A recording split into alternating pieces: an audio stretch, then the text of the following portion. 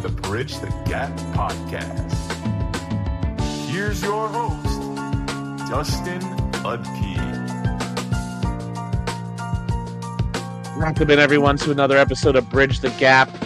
Excited for you guys to come and join us tonight. We got a great episode. We're going to be talking about, I think, a topic that is a little bit scary, a little bit mystical, and kind of, a big mystery to people. We're going to be talking about counseling and why counseling is important, why it's something you should be looking into, why I think everyone should be going to counseling and getting some help, not just only for your own mental health to deal with your traumas. And there's one person that I thought of that this was a topic he's perfect for. It's my good friend. You've probably seen him on Twitter. You've seen him on chats of other shows. It's Toronto Dave. He's always tweeting about counseling, talking about his journey with counseling. Dave, welcome into the show. How are you doing tonight? Fantastic. Happy to be here.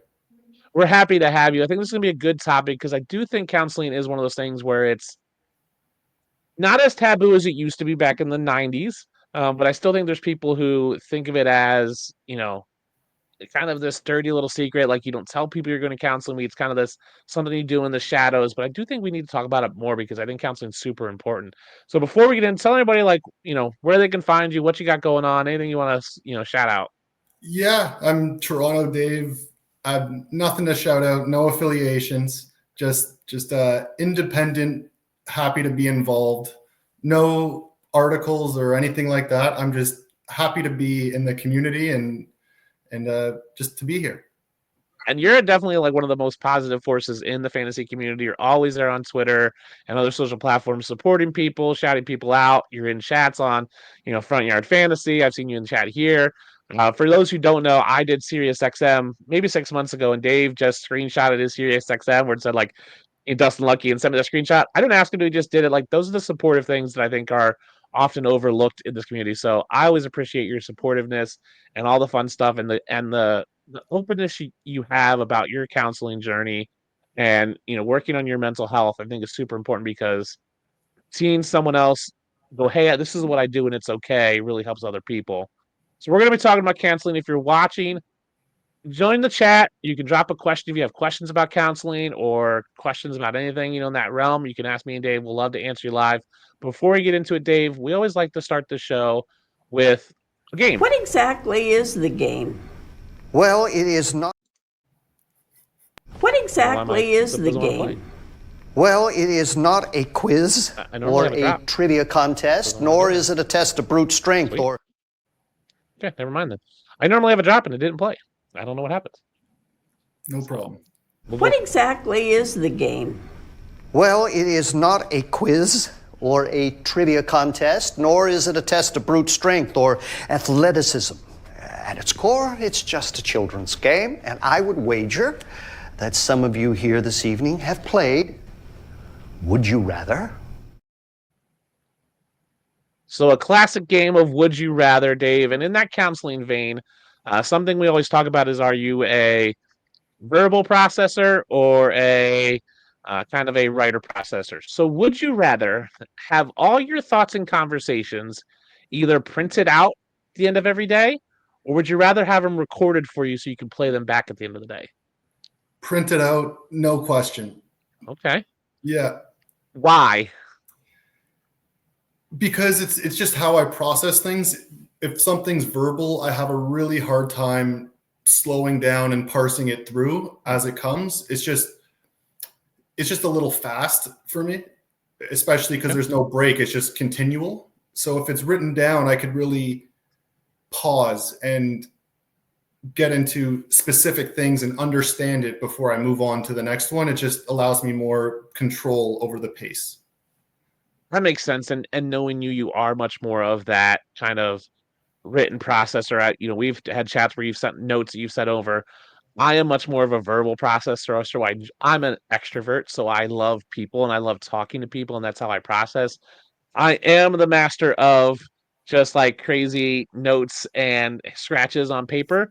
But a lot of times I do that as I'm talking. I will, like we were talking earlier, and I was just making notes on my little pad. I have this pad by my desk here when I'm podcasting. You can't see my hands, but I'm always scribbling little notes down. I think there's a benefit to both. I think written is great because you can slow it down and you can reread, and you can make notes in the margin. So anytime I read a book, there's always notes in the margin. I had a book that we've been going through, and I gave it to a buddy of mine. He's like, "What are all these like things in the margins?" Like, "Oh, those are my notes. You won't be able to read them." And he's like, "I see you wrote a note here. What does this say?" And I go, "Oh, this says this." I'm trying to decipher my horrible handwriting, but I would love just be able to play them back. I can still pause it and rewind. I think it just for me that auditoriness of like listening to it and going, okay, this is, and you can get a little more inflection and tone. And I think you can just, and I can go, they said this, this is how I should have countered, or I can, in that moment, I can match my tone or change my tone. And it allows me to just have a little more nuanced, but I think both are good. I think it's just a matter of how you process things. You raise a lot of good points, and you're making me question what I said. No, you're good. I'm still going to stick to the writing, but on the other end, communicating, I feel like I'm almost more effective speaking. So if I were to relay information, I think I'm better auditory, just because I feel more of a flow. But processing, I would say written. See, it's funny when you're saying that, because I'm the opposite with you. If I want to relay information, I'm much better at it writing. I talk fast, I talk quick, I have a lot of thoughts in my head, and sometimes I stumble over my words. So I'm much better at communicating things in a written form. So I think we're both the opposite on either side. Whereas I intake information more audibly, but I can deliver information more written. Where you're the opposite, where you take it in the visual and kind of the reading it, but you want to process it verbally, which I think is really interesting that we're completely opposites on both sides, because I do think it plays into how you process and deliver information. Absolutely. Very interesting. Which is a big part of counseling, right? Because that was counseling is. It is you processing your information and relaying that to a trained counselor. So Dave, just talk to people like what is counseling and what is not counseling? Because I think that's a big thing that people kind of get mixed up sometimes. Yeah. So I have notes here, but I'm going to do my best to maybe not look at them and try to. If you need to read your notes. I think that's good. I'm glad you have notes prepared. Yeah. So what is counseling? Counseling is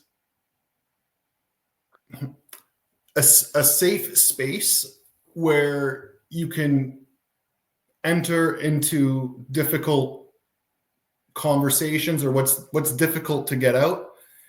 It's therapy or counseling. It's to have that space to challenge yourself, and no judgment.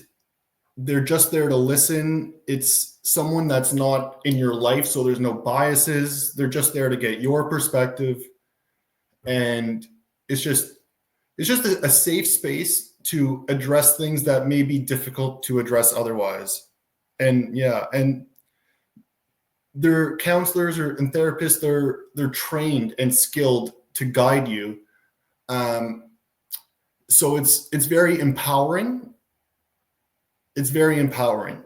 And I guess what therapy is not is avoiding responsibility just by you go to therapy, you say anything, and you don't have to do anything else because you're blaming everybody else and you don't have to do any work. And from my experience, it's very much the opposite.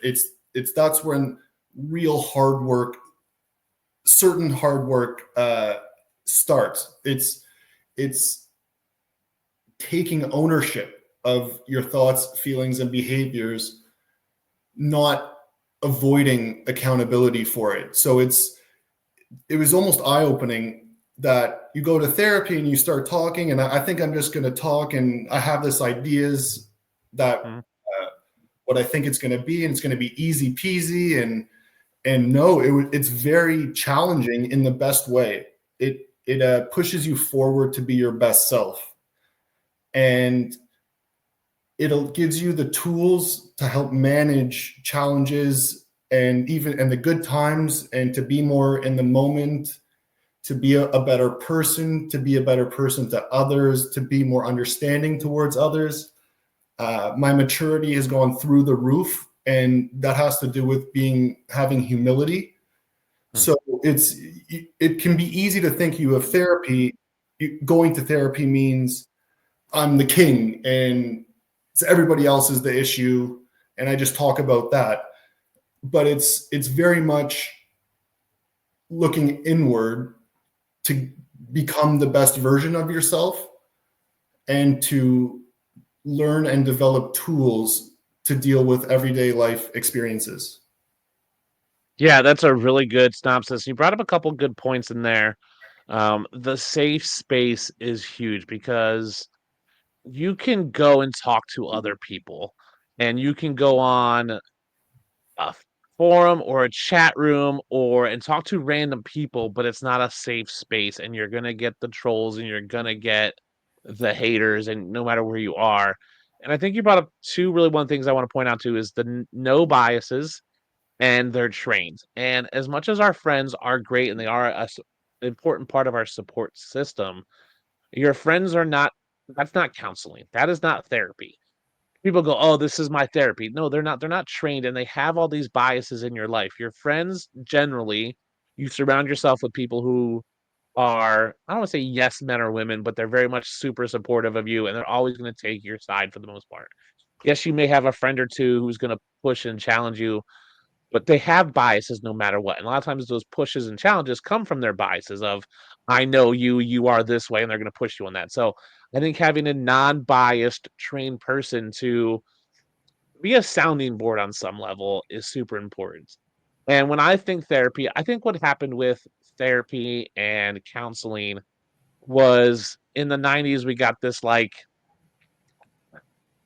Fraser Crane, you know, guy laying on a couch with this guy taking notes very serious. And it was like, oh, that, and it's like this deep seated issues. That's like, well, you do all this because of, your mother. And it's like, it's not always that. It is always just kind of things. And the times I've gone to counseling, it's been 90% me talking and 10% them talking.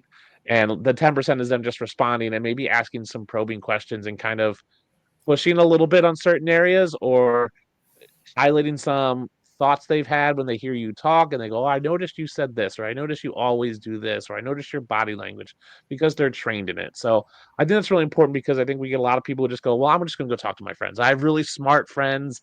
I have really, intelligent friends. I have friends who took a psychology class. Yeah, they're important, but they're not counseling. They're not therapy. They're not trained and they're not unbiased. And I think you need to have someone who's unbiased and trained to really help you with therapy. Yeah, absolutely. There's different areas of support, Yep.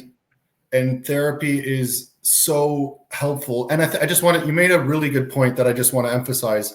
It's not all. It doesn't have to be all serious and stern. That was.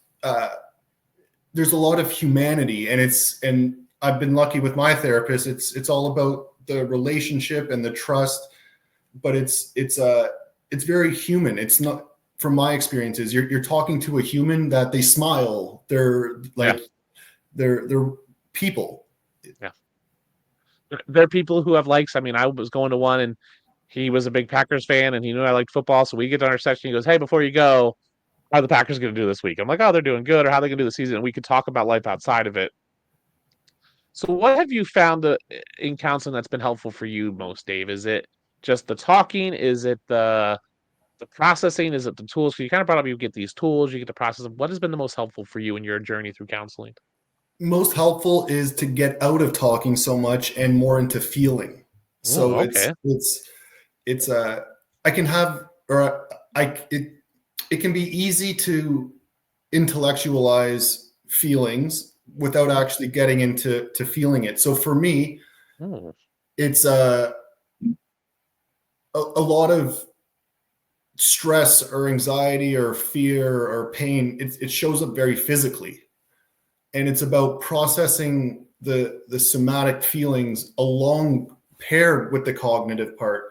I was so used to just thinking and thinking and thinking, but if you don't feel it, you'll just think more. So yeah. what I found is the more if I feel it, like let's say if I'm ruminating over something that's really bothering me, if I'm in therapy and I cry, I love it because that means I'll have less of a urgency or not urgency, less of a desire or need to think about it anymore because I processed it by feeling it, by going into it, and not just in the logical side of it, how it affects you on a personal human level. So getting into that space of operating within feelings and thinking simultaneously And that helps me process experiences on a day-to-day basis. So it's very interesting. It's not just thinking outside and then in therapy you talk about it more. It's taught me to slow down and feel what I'm feeling, allow myself to feel it, and don't fight it. Just be honest with how I feel, let myself get into that physical feeling and together with the thinking, and not just completely go into the thinking part. And it humanizes myself in a funny way. Good. Yeah. So it's for me, a really big part of counseling is to learn to operate in an emotional space healthily. Yeah, that's huge. When you started talking about talking versus feeling, I totally relate to that because there's times when, let's take anger. Something happens that makes me angry. I end up focusing more on the fact that I'm angry versus just being angry. And you ruminate, and when we talk about ruminate, it's like you're stuck on this one thing, then you're stuck on the act that made you angry, not the feeling of being anger. And being angry and dealing with that, because once you deal with the emotion, you can get past the emotion. Um, Absolutely. and I will say this: if you're listening and you got questions, drop in the chat. But I think every person should go to counseling at least for 6 months. Like, you should at least do 10 sessions with a counselor. I think it's super important. I think you can learn something about yourself. It doesn't have to be, I'm going to counseling because I'm depressed, or I'm going to counseling because I have anxiety, or I'm going to counseling because of a drug addiction. Like, it can just go because you want to be a better person. I think you can learn a lot about yourself. And that's why I want to talk about this, because I do think there's that stigma of like, oh, you went to counseling, what's wrong with you? It's like, no, nothing's wrong with me. I just know I'm not perfect. And admitting you're not perfect is the first step in counseling. And getting to the point where you can process feelings and you can unpack those feelings and you can work through those feelings in a healthier and quicker way just makes you a better person. Spot on. And so, so for you, why is working through what may not be an issue? Why is working through a topic important to you? Because sometimes you're working through an issue, right? Of, I feel neglected as a child. That might Yeah. be an issue you're working through, but it might also be like, hey, I'm just not super satisfied in life. And so why is working through those different variety of degrees of issues important to you? Because I think that's something people struggle with. It allows you to be your best self. So it like strips away any weight that's holding you back, and allows you to be more in the moment and more freed up to be yourself.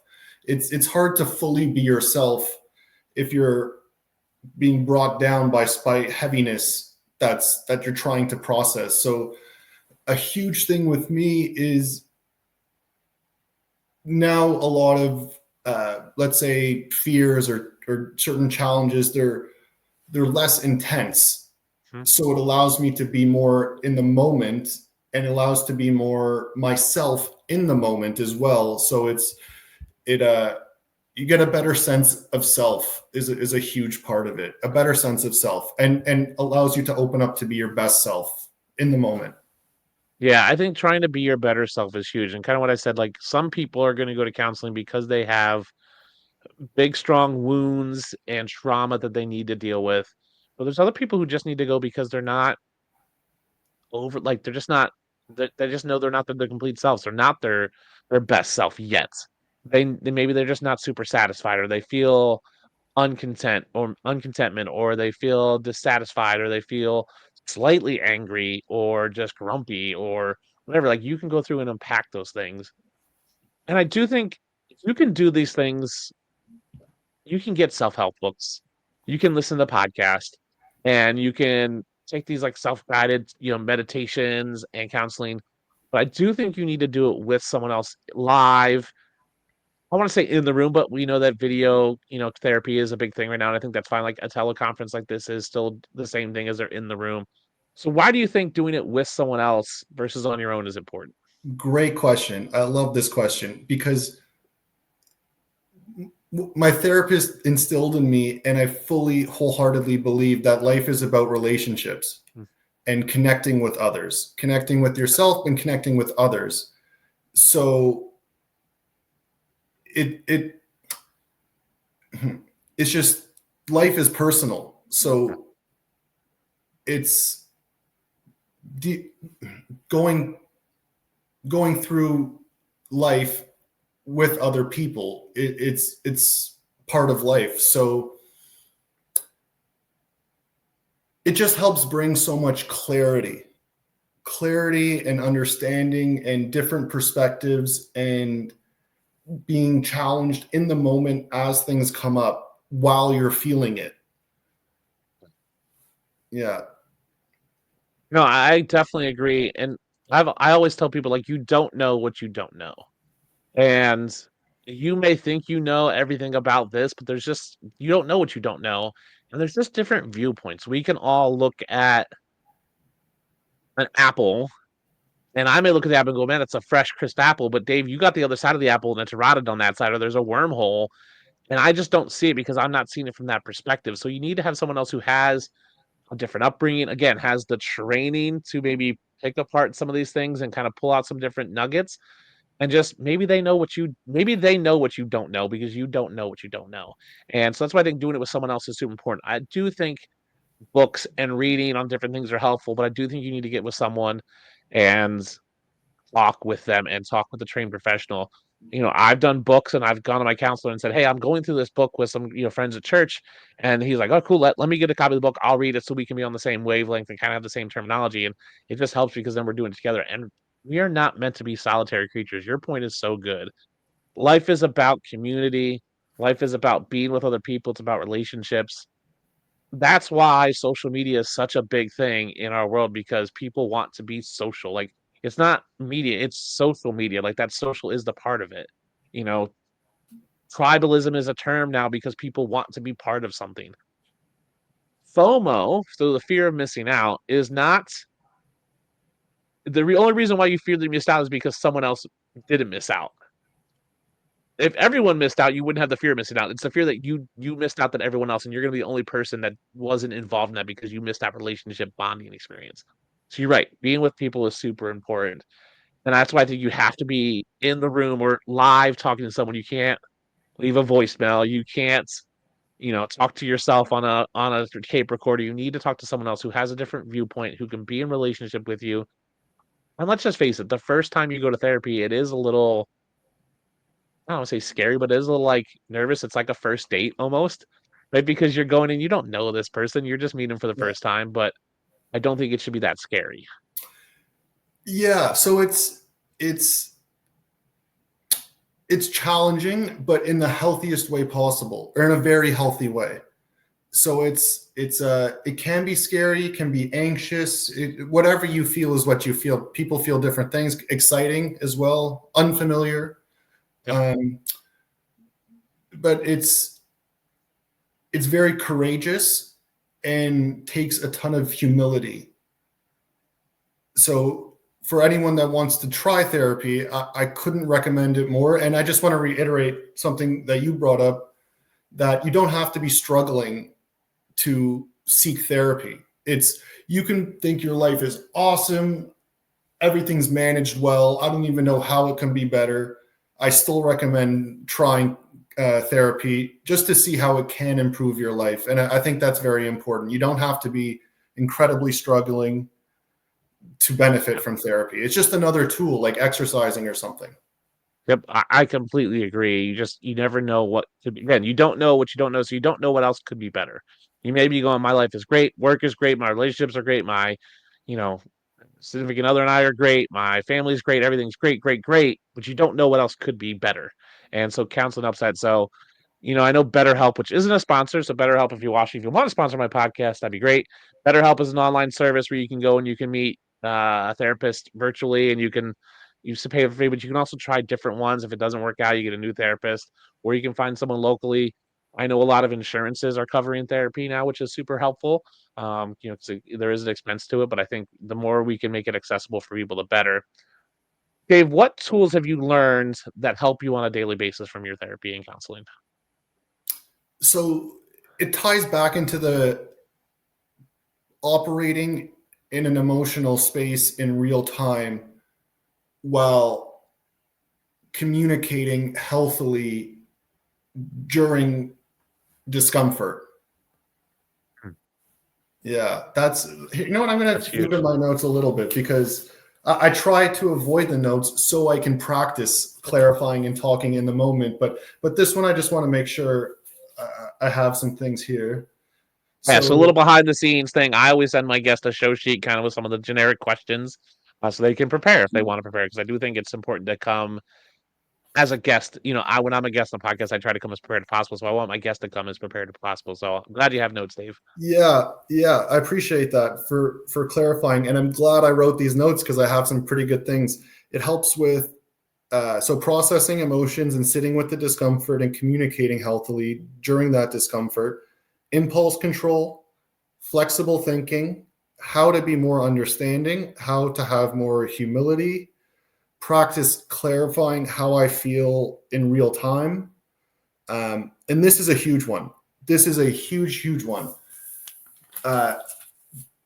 Training and conditioning my mind to seek out healthier angles to view things and keep practicing with that, because for any given circumstance, there could be infinite ways to view that circumstance, all with a logical basis to them.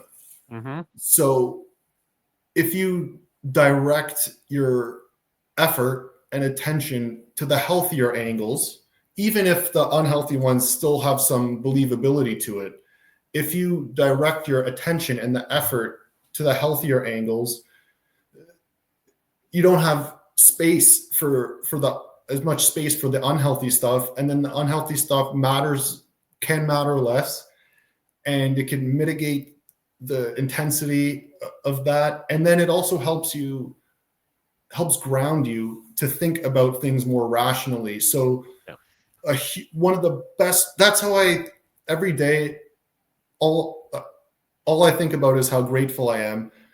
And I have my therapist to thank for guiding me to practice that mindset. So every day, like, I can think of my life's terrible, or my life is great, or it's in the middle, or wherever on the spectrum, or a bunch of things at the same time, which is how it typically, or how it is. There's multiple things at the same time. But for me, I did have a tendency to just go to the unhealthy pain, and then it's conditioning. So conditioning myself to organically seek out healthier angles, and it just lifts my mood enormously. And I think you're right, because I think you have to condition yourself, and we can get into the brain science of the neural pathways, but it's easy to go down on the negative route. Like, that's an easy path to go on, right? Oh, it's raining, it's miserable. You wake up and it's raining. Oh, today's going to be a horrible day. It's raining. It started off bad. And that can take your whole day down this spiral. But if you can condition yourself to go, oh, it's raining, maybe it won't be as hot, or, hey, the grass is going to grow, or my flowers are going to look nice tomorrow. And hey, I've got my umbrella and it's going to be fine. I'm not outside hardly at all, so I don't care if it's raining. It doesn't bother me. You can condition yourself to be on the more positive side. You're right. It does change not just your day, but it starts changing when you start doing that day after day. You build this conditioning and you build this mindset of positivity.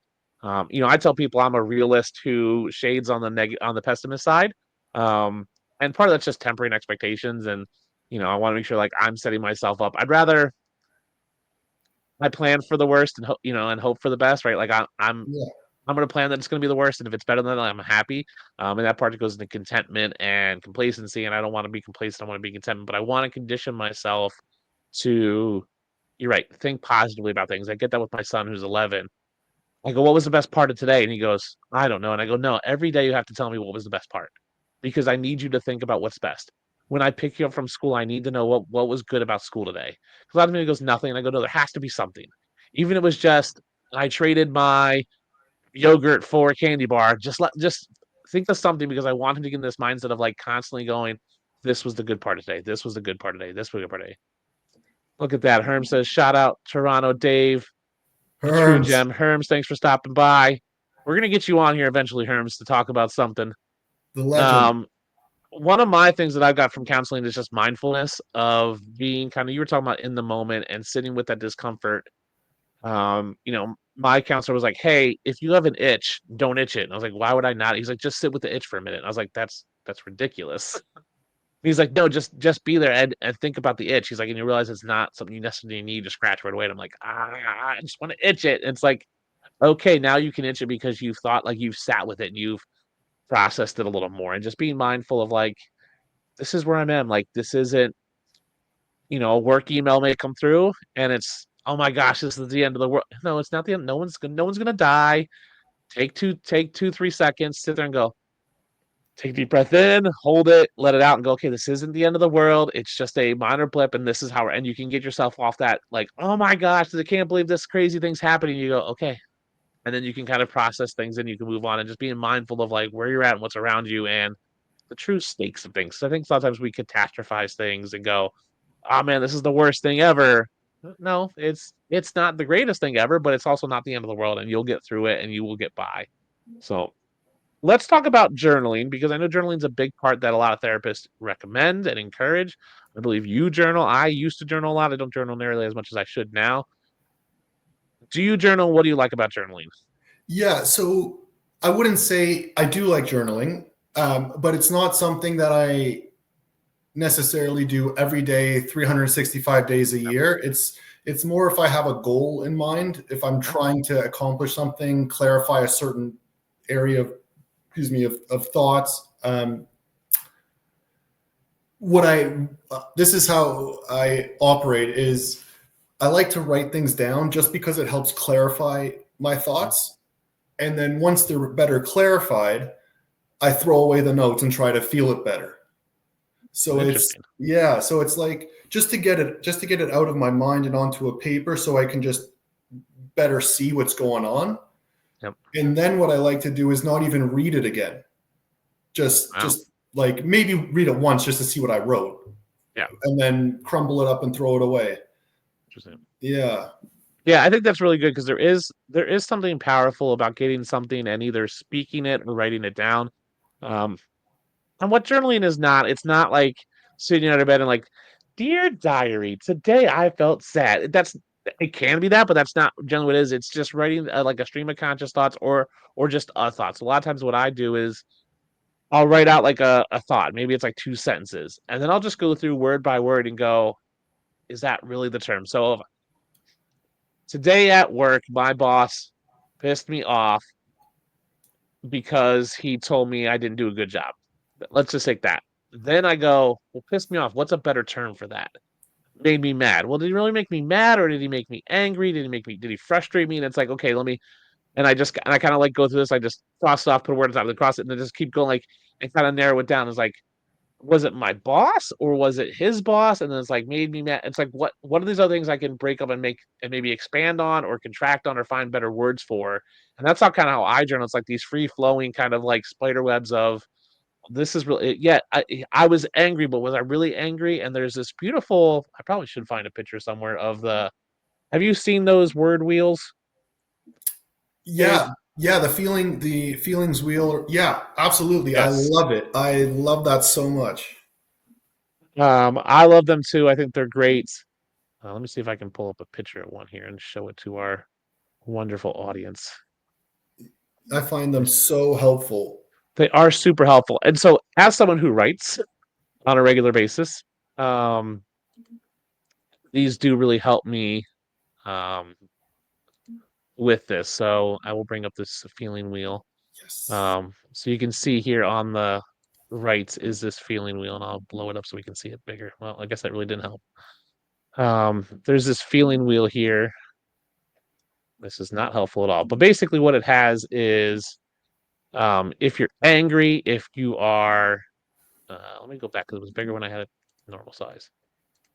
If you are angry, you can go, were you jealous, aggressive, hostile, frustrated, and then goes, well, you left. If you were jealous or bitter, were you left out? And you can kind of these feeling wheels. So if you're ever feeling something, the feeling wheels is a great thing to look up. I really enjoy them as well. I think it just gets you to that better word. And there's words on there too. Like if I'm joyful, was it because I was excited, hopeful, playful, cheerful? Was I optimistic or energetic? And it just allows you to get more of a nuanced word for what you're feeling. I think that's super helpful. And that can help me when I'm journaling. If I go, I was angry and I go through the feeling where then maybe I just look up synonyms for angry and it's like I was enraged. I was like, well, I wasn't enraged.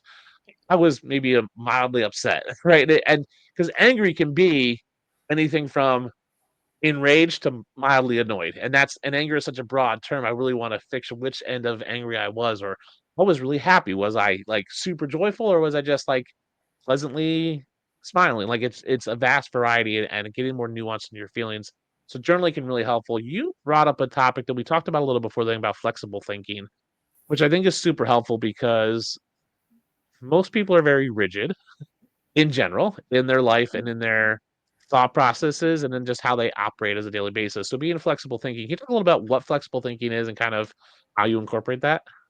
I would love to. I'm very happy to talk about this subject because flexible thinking, let's say rigid thinking and inflexible thinking was one of my all-time biggest struggles for so long. And I'll try to give my best interpretation of it or how I see it. It's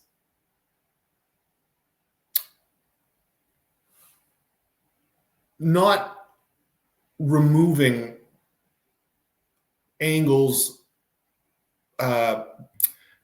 It's allowing yourself to feel and think one thing, but not discard other ways to think. So you can hold different thoughts at the same time. Mm-hmm. Like I'm upset, but I can also understand why this happened. So it's not fighting away and discarding one way in favor of another. It's allowing that area to exist while creating space for other areas to exist simultaneously. So it's you don't have to, like, let's say you can allow yourself to be honest. You can allow yourself to be honest because if you're feeling a certain way and you're like, I don't want to feel this way, it's if you fight that and see, I feel maybe I'm getting a little off track with the flexible part, but it's allowing space for multiple things to exist at the same time. Yeah, I always say, we talk to our son about this, like it's an and, not an or. And so let's put it in football terms for people. The Jets had a bad season. And that's a rigid way of thinking. The Jets had a bad season and they are set up for the future. The Bears had a bad season and they just hired Ben Johnson so things can be better. The Jets had a bad season and they have a high draft pick, right? So it's bad on one hand. It's not all or nothing. It's both. It was a bad season, but there is hope for the future, and that's kind of how I think about it. It's the and, not the or and it's because it is multiple things at once. It's not all or nothing. And flexible thinking can be really important. So we're going to go to our last section. We're going to do a flexible thinking draft. And Dave and I are going to do a 3-round draft on different draft strategies. So we go into fantasy football every year with this draft strategy. And, the fantasy footballers say be water, which again is just flexible thinking. People say don't get locked into a strategy. So what we're going to do is we're going to draft our draft strategies as a way of thinking of flexible thinking. So, Dave, I'm going to give you the first pick. You can draft any sort of draft strategy that you want for your first pick. And we'll do a snake draft. You'll do 1, I'll do 2, 3, and then you do 4, 5, and I'll do 6. Yeah, so I'm going to go wide receiver early and often. Okay. That's my number 1 pick in the name of flexibility because you typically need more wide receivers and you can get by inputting other positions later. That obviously if you take a quarterback really late, they're not going to be as good as the ones you take early.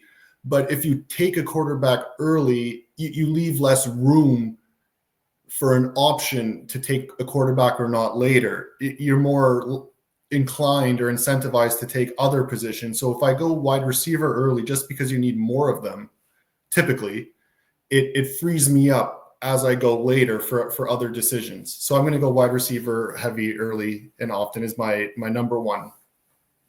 It's a good one. My number one is going to be Hero RB for kind of the same thought. Is if I can get an RB, one of the top RBs in the first round or early second round if I'm drafting late, it does allow me to be flexible later because I find when you do like a 0 RB build or one of those other type builds that we might draft later, you kind of back yourself into a corner at times and it doesn't allow you the flexibility later on. So I want to take a guy, kind of a set it and forget it position guy, and I can fill in that other RB spot later, but I want to get that one key fixture, get me a Saquon or a Jonathan Taylor or a Bijan Robinson who I can just lock into my lineup. I don't have to worry about it in this way. If value drops to me in rounds 3 and 4, I can pick another running back if I want, or I can go wide receiver or whatever because I know I have that cornerstone. So my first pick is going to be Hero RB as my first one. I just think it allows me to be flexible later. My second one is going to be wait on QB. And I like this because it allows me to be flexible at the top, but it also allows me to be flexible on what waiting means. Is waiting the 5th quarterback off the board? Is waiting the 10th quarterback off the board? Is waiting the 15th quarterback off the board? And I can be flexible in that of what waiting means. And I want to have that flexible thinking of going, hey, I know I'm not going to take Mahomes or Allen early, but I might take a Joe Burrow if he's the 6th quarterback off the board when I think he should be the 4th. And for me, that's waiting. I may take a Jared Goff at QB8 when all the top guys have gone. I can be flexible if Jared Goff's value is lower, and I can play the value, and I can be flexible of what that means and how long I wait. So I'm going to take that as my second one. So I took Hero RB for the flexibility that it gives me after I take that cornerstone, and then flexible thinking in waiting on QB because I can be flexible on what waiting means. This is fascinating because it's making me realize there's different ways to be flexible. Yes. I went for my strategy because I thought it was flexible in this way, but then I'm listening to you and I'm like, damn, he's making really good points that maybe almost stunned. It was just, you were making a lot of sense to me. So it's good that there's different ways to be flexible. So yeah, that's very interesting to me actually. So my next pick is no plan. No plan. Okay. No plan. Best player available. Best player available. There we go. That's what I was looking for. Yeah, best player available. Let the draft board play out how it goes and just be so free for each turn.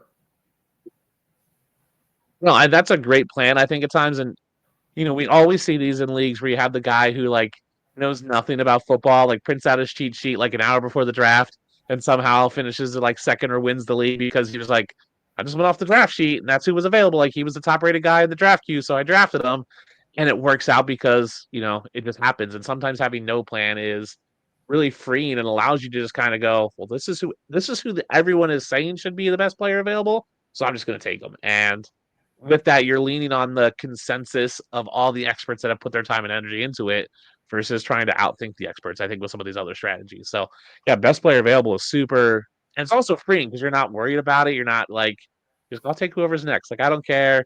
It's not I need to get this guy, or this is my sleeper, this is my stud. It just I'll take whoever's there. I don't care. And I think that's a really fun one. So you get a second one. You're doing a snake draft. Yeah, I just want to say freeing was the exact word I was thinking of.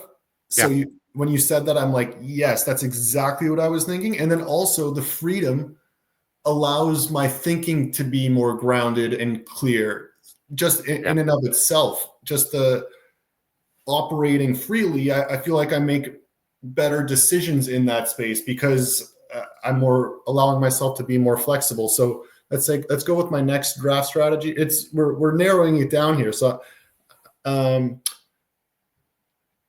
going to say elite tight end early. That's my next one.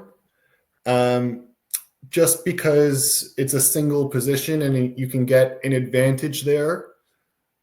But it feels like there's almost it's more risky So I guess it depends on your risk tolerance, and it's contingent on confidence in the rest of the draft to not lack in other positions if you sacrifice them to go tight end earlier. So now that I'm thinking it, it feels like maybe if I go tight end early, I need to be more confident in the rest of the draft to go how I want it. So it's a tricky one. I think I'm going to go elite tight end early just for the rare advantage possibility and hope things work out later. But it's difficult because it requires you to make up ground elsewhere, which means you got to be confident you can do that, which is tough. It's tough to do. Yeah, it is tough to do, but I do think it's very much similar to my hero RB, where you're getting that cornerstone, set it and forget it piece. And then I do think it allows you to be kind of in that best player available for the rest of the draft. You're going, I just need everything. I mean, you're not trying to find the sleeper tight end. So there's a couple honorable mentions I'll mention before I make my pick. There's the zero RB, which has been super trendy the past few years. There's elite QB, draft into Mahomes or an Allen early. There is bully tight end or bully running back, where you just load up on 2 or 3 tight ends or 2 or 3 running backs to start. Same thing with, kind of that elite, bully wide receiver. You just draft a ton. The one I'm going to take, and the one I don't necessarily recommend as a draft strategy, but I think it works well with this flexible thinking concept, is what I call the trade bait strategy, where let's say you draft Mahomes in the second, or let's say you draft Josh Allen in the second round, you turn around and then take Lamar Jackson in the third with the hopes that you will trade him. Now, this does not always work out for people because you are dependent on someone needing your quarterback. But in terms of flexible thinking, it allows you to be flexible in what you do the rest of the season, because you may leave the draft and go, man, I need to trade him for a running back. But then 2 weeks in, your 15th round running back, Eureka Dowdle, is all of a sudden a superstar, or you pick up Bucky Irving off waivers, and all of a sudden you go, oh wow, I could really trade him for a tight end, a wide receiver, or another. Like it allows you to be flexible in that aspect. So when we're talking about flexible thinking, the trade bait can be interesting. And I always say this on the show, that fantasy should be fun. And if winning can be fun, but trading can be fun for you, and having that communication and that kind of camaraderie with your league mates in terms of that like trade negotiation, if that's fun for you, maybe this is a strategy for you. If you're like, I don't care about winning, I just want to make trades because I think that's fun, and you may make 15, 20 trades a year, maybe the trade-based strategy allows you to be a little more flexible, because you go, yeah, I'm going to draft Josh Allen and Lamar thinking I'm going to trade Lamar, but someone might come in and want Josh Allen, and I go, oh, that's something I didn't think about. And it really does open the door for everyone. We know in traditional snake drafts, you can only get one of Justin Jefferson, Jamar Chase, right? CeeDee Lamb, Amon-Ra St. Brown. You're only getting one of those guys. But if you do this trade bait and you take 2 elite quarterbacks, maybe you can get 2 of those guys on your team later on, because you can trade a Lamar for a Justin Jefferson, right? So it allows you to be, in this term of flexible thinking, it allows you to kind of reimagine how you can build a team and looking at these draft picks as assets instead of straight players. So it's not exactly the points Lamar gives you on your team, but maybe it's what Lamar can be turned into. And I think that when we're talking about flexible thinking, it sparked my intrigue of like, oh man, if I do this, what are the possibilities? And really, when you're looking to trade, the possibilities are endless. And you just never know what you could get for a guy. And if you're talking dynasty, it becomes even more crazy. Redraft, it's maybe a little more limited, but if you have one of these top assets, the world is your oyster. Like if you were to somehow be able to get Jamar Chase and Justin Jefferson, what you can trade Jamar Chase or Justin Jefferson for is a king's ransom. And so you might go, man, I can get a Saquon and a Jaden Daniels. That'd be great. I can go get, Travis Kelce and an AJ Brown and K Dot or something. Like you can just get this like massive haul, or else and you go take one piece into 3 pieces, and allows you to reimagine your whole team, which I think is fun. Yeah, two points. One, the fungibility of the tradable assets. It opens up the opportunities, like you were saying. And then also to tie it back into the counseling, it's trading is dependent and contingent on relationships. So it helps you practice relationship skills for fantasy football benefits at the same time. And so that's very interesting too. Yeah, I mean, trades only happen when you have relationships. It's very rare that you message someone out of the blue and you get a trade done. You need to be communicating with them. And I talked about this with the drafts. if your live draft is the only time or your draft in general is the only time you're talking to your league mates, you're a bad league. You're a bad league member. Like, you just aren't doing it right. You need to be talking to them throughout the offseason, throughout the year. How's your day going? Building those relationships, because that's going to open up trade doors and trade windows for you. And you're right. It is about, as part of counseling, is having this relationship, being with people that, and having that safe space for trades, right? Of being able to, like, hey, I went off this trade, and they'll go, that's the dumbest trade I've ever heard. It's like, okay, cool. I was just offering you something, and not having them shut the door on you, and having that space is like, oh, you gave me a bad trade, but here's what I was really thinking. Okay, well, cool. Let's come to an agreement there. So I do think a lot of the topics of counseling comes into trading in fantasy football, in terms of building relationships, having a safe space, having league members that are knowledgeable and trained, right? Because you always have those leagues where it's like the guy trades, Saquon Barkley for, Rashad White. It's like, that's the dumbest, like, what are you doing? He's like, I didn't know. It's like, well, you need to know. You need to have intelligent people. But this has been super fun, Dave. Thanks for coming and talking counseling. If you're watching or listening, go to counseling. Like, just do it for 6 months. Do 10 visits and let it and see how it goes, and see what could be. And don't expect to walk into counseling and you sit down and the guy's going to be like, or the governor's going to be like, okay, well, you have issues. Like, one session, they're going to talk about issues. I think a lot of people think they're going to walk in there and someone's just going to read them like a book. And that's not how it is. You have to actually be an active participant in that. But I think counseling is super important. Dave, thank you so much for coming on. If you guys have any further questions about counseling, you can always reach out to me at the D Unit 13 on Twitter, or Dustin Ludke on Blue Sky. Toronto Dave, it's been scrolling at the bottom, at Toronto FF8. Hit us up. We'd love to just talk, help you guys out. Even if you're just like, I want to find counseling, or hey, this is something me and my counselor have talked about. What are your thoughts? We'd love to bounce some ideas off you. Dave, any last words for our listeners?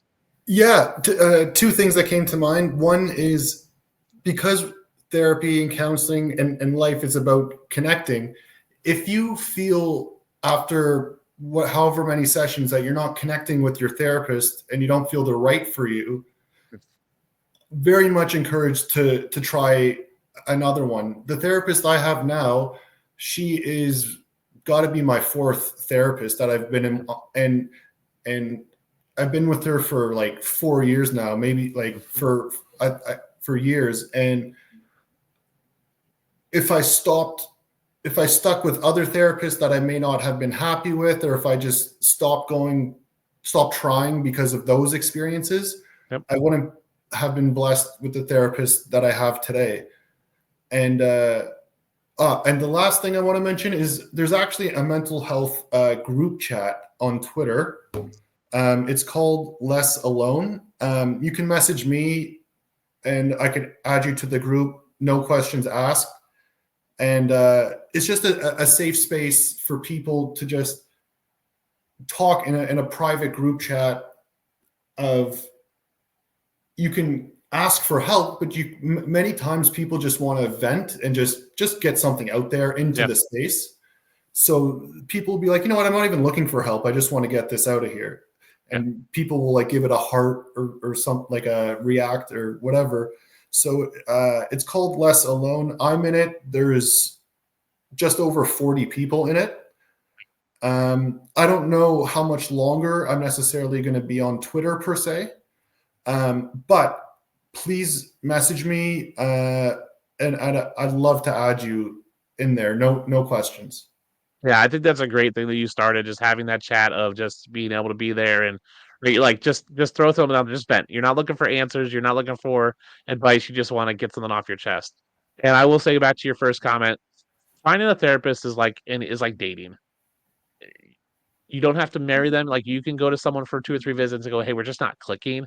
Go to another one. Try them out until you find one that you click with, and you may click with them for a year, 2 years, 3 years, but then after that you might maybe outgrow, and then maybe you need to find another one. Like, that's a natural part of counseling. It's not like you're going to be, yes, you theoretically could find a counselor with the rest of your life, but it might just be someone you're there with for 2 or 3 years, or someone you're there with just to work through a specific issue because that's maybe their expertise, and you go on to find someone else who deals with some other issues. And I think it's very healthy and important to find a therapist that you click with and that you feel comfortable with, and fits your time frame. I know here in Madison, finding a counselor is like, if you call today, they're like, oh, we got an appointment in 8 months. Well, 8 months is probably not quick enough for most people. So finding someone who works on your time frame, those are all important things. So it is a lot like dating. try it till you find one that works, and then stick with that one for a while. And make sure you click and make sure you go to help. Dave, thank you so much for coming on. This has been a great discussion.